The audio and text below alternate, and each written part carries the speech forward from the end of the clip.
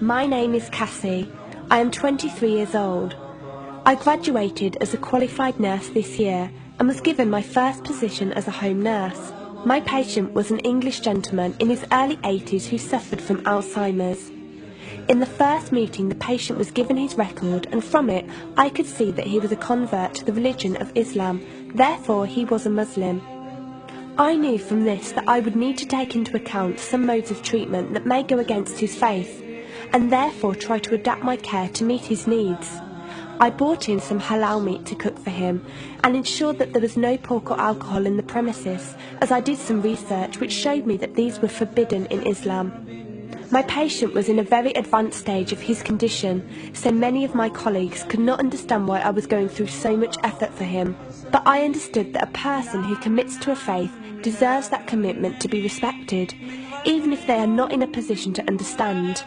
Anyway, after a few weeks with my patient, I began to notice some patterns of movement.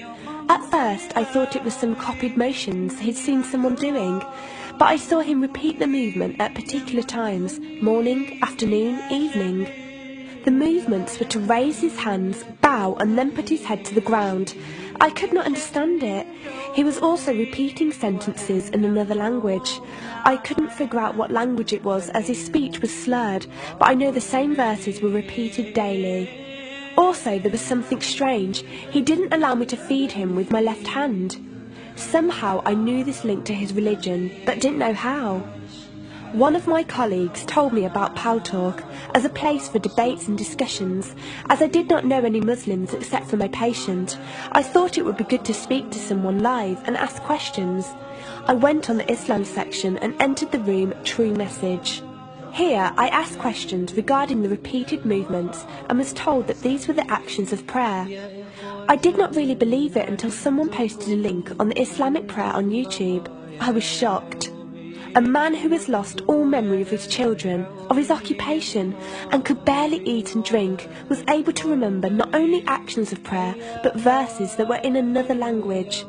This was nothing short of incredible, and I knew that this man was devout in his faith, which made me want to learn more in order to care for him the best I could. I came into the Pal Talk room as often as I could, and was given a link to read the translation of the Quran and listen to it. The chapter of the bee gave me chills, and I repeated it several times a day. I saved a recording of the Quran on my iPod and gave it to my patient to listen to. He was smiling and crying, and in reading the translation I could see why.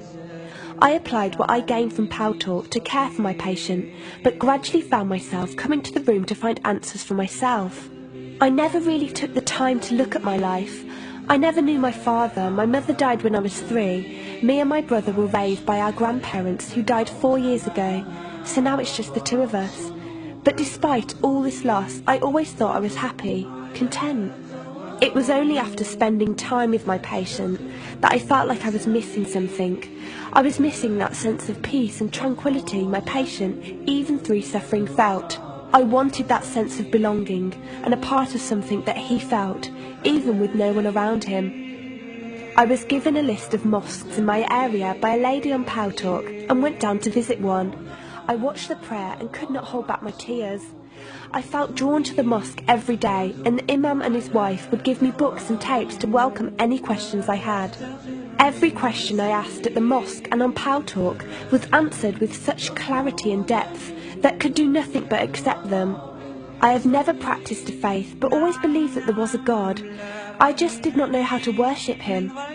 One evening I came onto Pal Talk, and one of the speakers on the mic addressed me. He asked me if I have any questions. I said no. He asked if I was happy with the answers I was given. I said yes.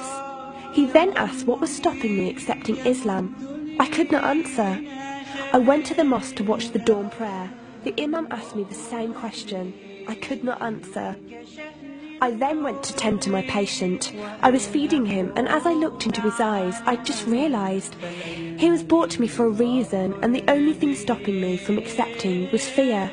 Not fear in the sense of something bad, but fear of accepting something good and thinking that I was not worthy like this man. That afternoon I went to the mosque and asked the imam if I could say my declaration of faith, the Shahada. There is no God except Allah. Muhammad is Allah's messenger. He helped me through it and guided me through what I needed to do next. I cannot explain the feeling I felt when I said it. It was like someone woke me up from sleep and sees everything more clearly. The feeling was overwhelming joy, clarity, and most of all, peace. The first person I told was not my brother, but my patient. I went to him, and before I even opened my mouth, he cried and smiled at me. I broke down in front of him. I owed him so much. I came home and logged onto Paltalk and repeated the Shahada for the room. They all helped me so much, and even though I had never seen a single one of them, they felt closer to me than my own brother. I did eventually call my brother to tell him, and although he wasn't happy, he supported me and said he would be there. I couldn't ask for any more.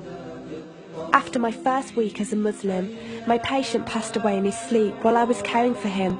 Inna lillahi wa inna ilaihi raji'un. He died a peaceful death, and I was the only person with him. He was like the father I never had, and he was my doorway to Islam. From the day of my Shahada to this very day, and for every day for as long as I live, I will pray that Allah shows mercy on him and grant him every good deed I perform in the tenfold. I loved him for the sake of Allah, and I pray each night to become an atom's weight of the Muslim he was. Islam is a religion with an open door. It is there for those who want to enter it. Verily, Allah is the most merciful, most kind.